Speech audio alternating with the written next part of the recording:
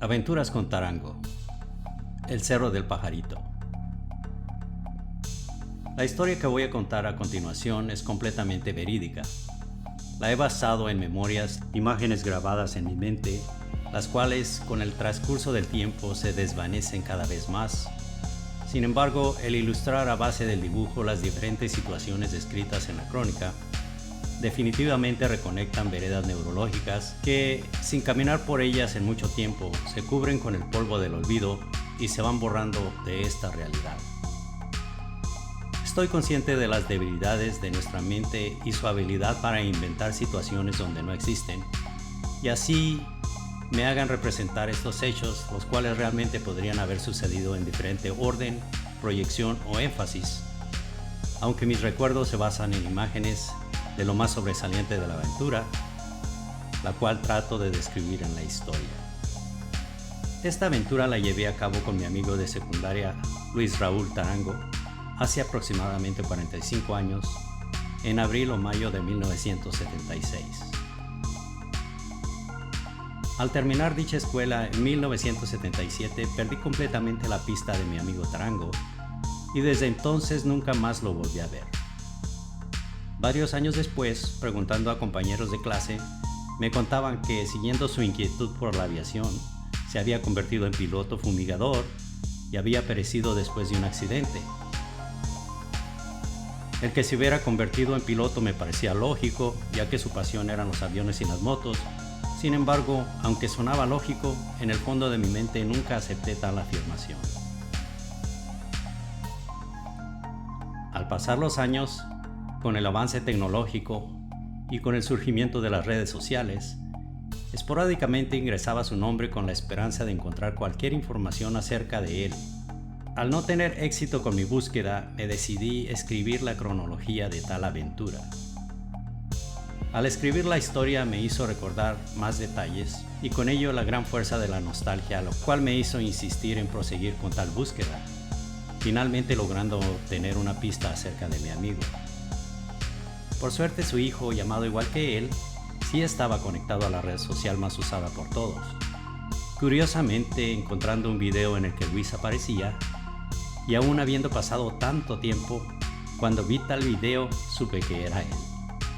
Sintiendo inmensa alegría de saber que mi amigo estaba vivo, ya que hasta ese momento había pensado que tal aventura existiría solo en mi memoria y se desvanecería totalmente una vez que mi turno hubiese llegado. Esta historia de juventud, de atrevimiento, de amistad, historia de dos personas compartiendo un evento en el tiempo, y como cualquier otra historia de amigos en circunstancias difíciles o peligrosas, ya sea de heroísmo o de estrés, no es menor mérito que el de dos adolescentes compartiendo emociones en las cuales se pone en riesgo la existencia misma. Son hechos que vinculan la amistad para siempre. Finalmente pude comunicarme por teléfono con Luis. Sus primeras palabras en dicha conversación fueron: ¿te acuerdas cuando nos fuimos a la aventura al Cerro del Pajarito? Por último, ya que esta historia tiene lugar en la realidad, en ciertas partes del video, entre las ilustraciones, incluyo imágenes de Google Earth. Luis Raúl, amigo, esta crónica es para ti. Espero les guste.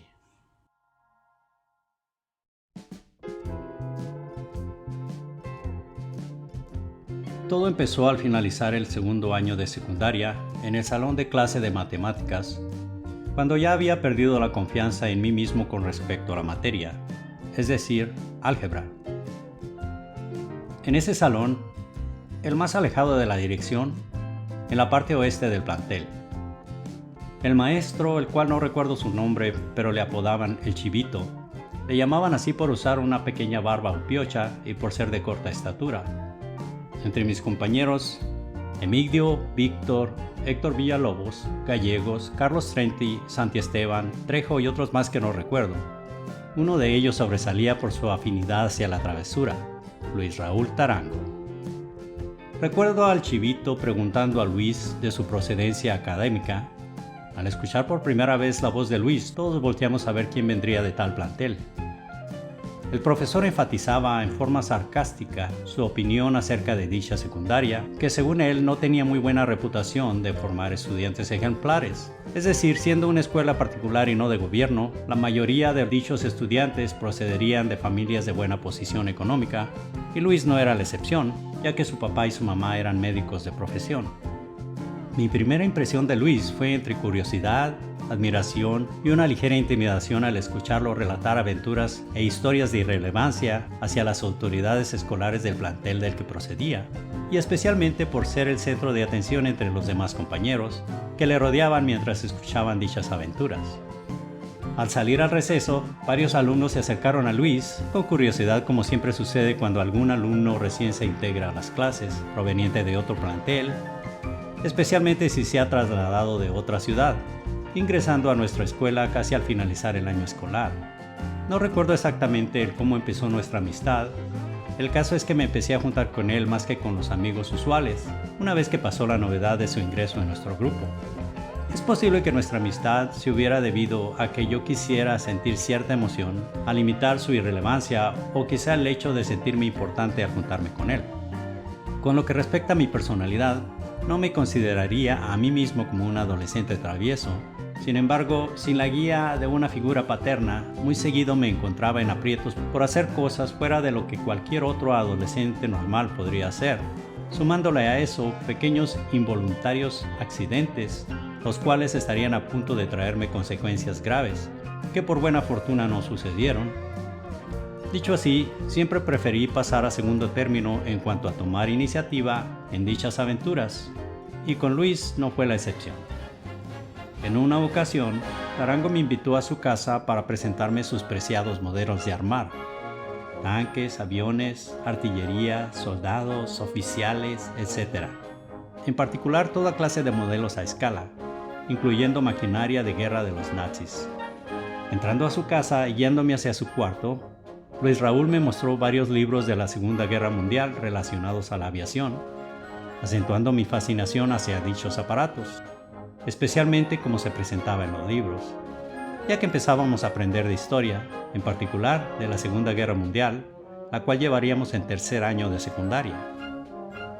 Mi primera impresión fue de asombro ante tal colección, pero sobre todo con el deseo de que fuese yo el que armase y pintase dichos modelos a escala, modelos comprados en el extranjero, los cuales yo jamás podría tener. No se diga todo el equipo y materiales para armarlos y darles el acabado necesario. Así que esa mi primera visita a su casa sería la primera de incontables visitas, ya que de ahí en adelante nos hicimos inseparables. Aunque no entiendo aún cuál sería el incentivo de Tarango el tener un amigo tan insignificante, o sea yo. Bueno, se necesitan al menos 2 personas para llevar a cabo cualquier actividad que tenga significado, y no muchos estarían dispuestos a enfrentar las consecuencias que cualquier travesura pudiese acarrear. En pocas palabras, siempre hace falta una persona que te siga la corriente en tus locuras y travesuras. Total, no recuerdo exactamente la fecha, pero sería alrededor de primavera de 1976, en marzo o abril, cuando platicando antes de entrar a clase, afuera del salón de matemáticas, como ya había mencionado, en la parte oeste del plantel, hablando de excursiones y aventuras, Tarango, dirigiendo la vista hacia la montaña, exclamó: ¿por qué no vamos a explorar el Cerro del Pajarito?, invitando a varios de los compañeros para hacer un tipo de excursión y así aventurarnos a escalar dicha montaña. Varios compañeros se apuntaron para ir, pero ninguno de ellos fue. No es que yo tuviera mucho interés en ir al dichoso cerro. Mi interés era el hecho de acompañarle, montar la moto, incrementar mi sentido de unión de amigo con Luis y por ende creando cierta fama y prestigio de adolescente entre mis compañeros. Ese viernes, al finalizar las clases, Luis me llevó a mi casa y ya habiendo tomado la determinación de emprender la aventura, nos veríamos ahí mismo al día siguiente. Al día siguiente, como al mediodía, y sin comunicar nuestras verdaderas intenciones a mi abuelo, es decir, no revelando el destino de nuestra excursión, no recuerdo exactamente qué pretexto utilicé, quizá diciendo que iríamos a algún otro lugar, a alguna actividad de la escuela o algo así, y de esa forma evitar cualquier interrogatorio y negación del permiso para ir. Dicho en pocas palabras, más valdría pedir perdón que permiso. Recuerdo que mi tía Bilia nos preparó algo de comer para llevar, así que colocando los alimentos, refrescos y golosinas en mi mochila y escuchando las últimas recomendaciones del abuelo, estaba bien listo para montarme en la moto con Luis, y esa tarde, sin pensarlo dos veces, nos marchamos hacia el cerro. Así que montados en la moto, lo cual para mí era algo completamente nuevo, y con un gran sentido de aventura nos fuimos rumbo a casa de Héctor Villalobos. El no haber avisado a nadie de nuestro plan, o más bien el plan de Luis, ya que yo en el más mínimo sentido común no me opuse a tal aventura, aunque ¿qué se puede esperar de un adolescente de 14 años, con deseos de alejarse un poco del aburrimiento rutinario, sin ponerme a pensar con mucho detenimiento en mis acciones, aunque dicho comportamiento trajese consecuencias inesperadas? Quizá pensé que ir al Cerro del Pajarito en la moto sería cuestión de un par de horas cuando mucho. Nunca pensamos qué tan lejos podría estar el cerro, pero aquí les digo que si un cerro se ve azul en el horizonte, definitivamente no está cerca. Agregándole otro error, el no poder apreciar cuál es el tamaño real de una montaña hasta que no se está en la falda de ella. Así que montados en la moto, lo cual para mí era algo completamente nuevo, y con un gran sentido de aventura nos fuimos rumbo a casa de Héctor Villalobos, el cual había quedado en acompañarnos. Llegando a su casa, Héctor se paseaba por la calle en su bicicleta. Preguntándole si estaba listo para emprender la excursión, Villalobos respondió con marcada decepción que no lo habían dejado ir, ya que tendría que ayudar a sus papás ese día, en la tienda de la cual eran propietarios. Aunque si Héctor nos hubiera acompañado, no hubiera habido espacio en la moto para otro pasajero, a menos que su plan fuese ir en la bicicleta. Dicha excursión con Villalobos y Tarango la llevaríamos a cabo unos meses después, historia que relataré en otra ocasión. Entonces Luis encendió la moto, indicándome la señal de proseguir. Así que con irresponsable determinación nos lanzamos a la gran aventura, a escalar la montaña el Cerro del Pajarito.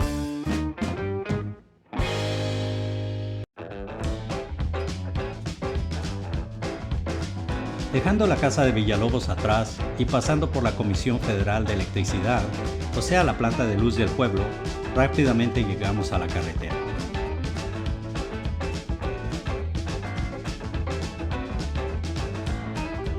Dirigiendo la vista hacia la izquierda, la escuela secundaria se veía solitaria, sin estudiantes, ya que era sábado.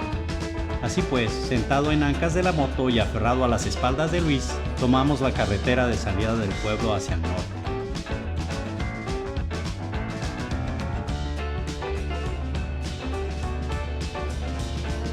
La sensación de velocidad, estando tan cerca del pavimento, era más pronunciada, aunque adaptándome rápidamente a tal sensación, viendo al pasar el estadio de béisbol, el Hotel Rod Guayin y la colonia Dublán.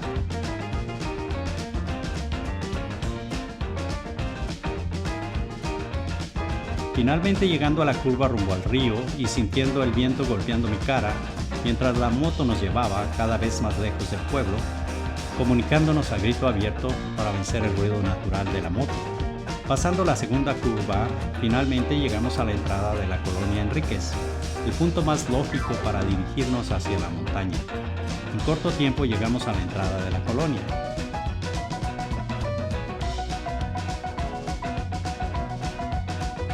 Pasando por la calle principal, que en ese entonces era la única ruta para dirigirnos hacia la brecha que llevaba hacia el cerro.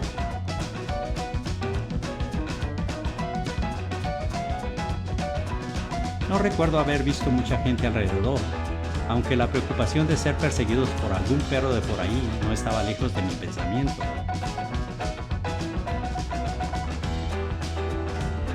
Finalmente salimos a la brecha. Procediendo por la brecha situada a la orilla opuesta de la colonia, nos dirigimos en dirección del cerro a máxima velocidad.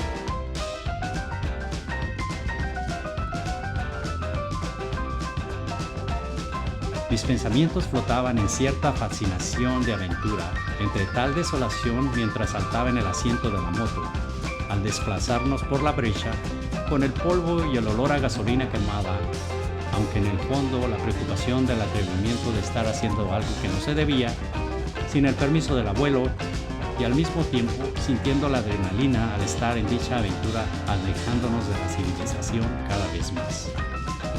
La brecha se hacía cada vez más difícil de maniobrar, la cual se alejaba del cerro hacia la parte sur del punto que teníamos en mente supuestamente escalar. Así que tendríamos que proseguir a través de las veredas que se dirigían hacia el cerro. Entre curvas, piedras y matorrales, casi llegamos a la falda de la montaña.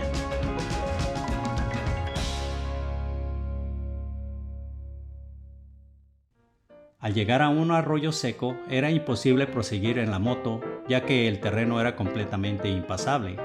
Entonces decidimos continuar a pie, empujando la moto hacia el arroyo, el cual aún tengo grabado en mi mente.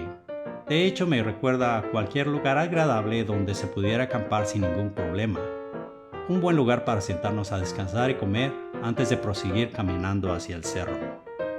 Como me hubiera gustado recordar la conversación entre Tarango y yo. Lo único que tengo claro es que mi amigo era el capitán y yo el número 2 de la expedición. Al terminar de comer y dejando la moto allí, llevamos adelante la marcha.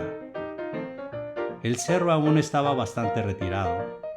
La pendiente del terreno aún era poco pronunciada, pero gradualmente se fue haciendo más inclinada. Recuerdo el caminar sobre una especie de grava o piedras planas y rojizas. Conforme íbamos ascendiendo, las rocas se hacían cada vez más grandes, incrementando así la dificultad de subir.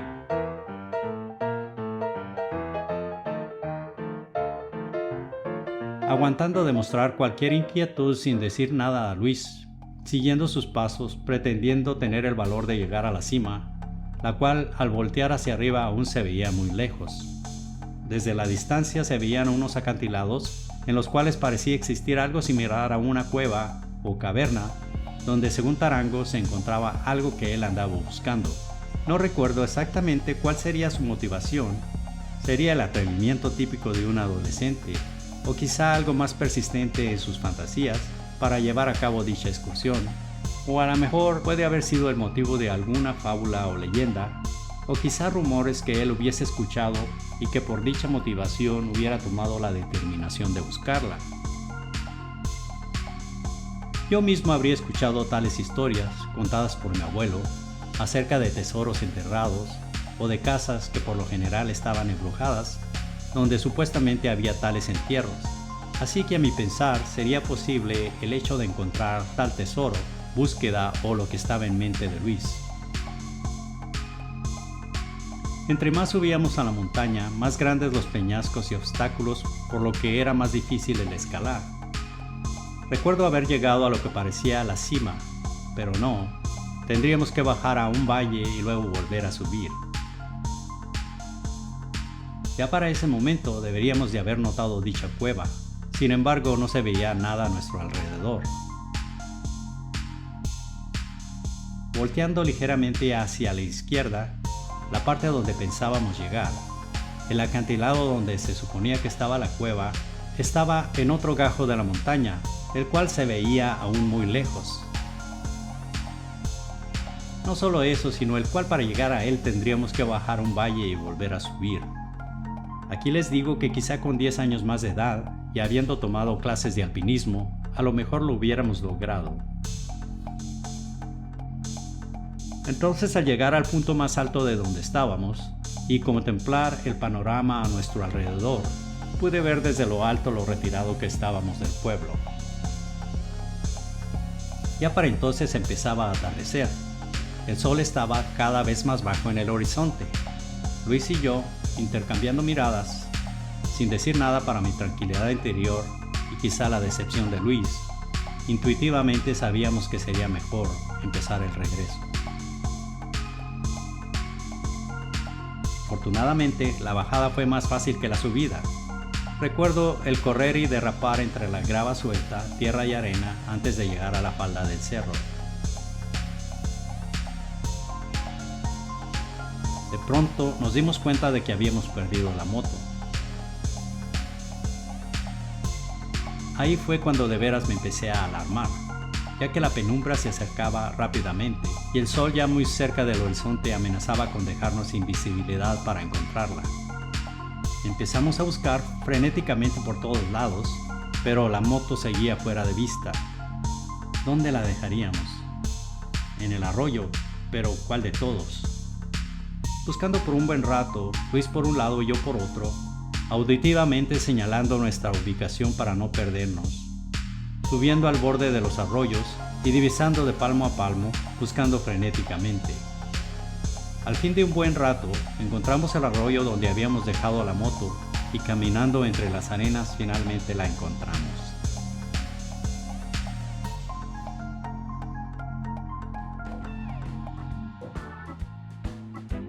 Un gran peso se levantó de encima, ya que al menos no tendríamos que caminar de regreso a casa, o al menos eso pensé con gran alivio en ese momento, ya que el cansancio era notable y aparente.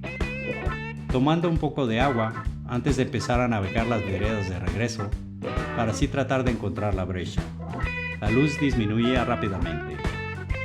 Zigzagueando por las veredas que hábilmente Luis maniobraba, por fin de la nada la brecha apareció a mi lado derecho. Gran alivio. Solo era cuestión de tiempo para regresar a casa. Ya para esa hora era necesario prender la luz. Sujeto con fuerza de la moto y de Luis, sentía como aceleraba en la brecha para avanzar más rápido. Qué sensación más extraña cuando empecé a sentir que la moto se derrapaba de un lado a otro, empezando a sentir duros golpes en el asiento. Volteando hacia abajo me percaté de que se había desinflado la llanta trasera. Mi estómago se hundió con el sentimiento de nerviosismo, ya que para esa hora estaba oscuro.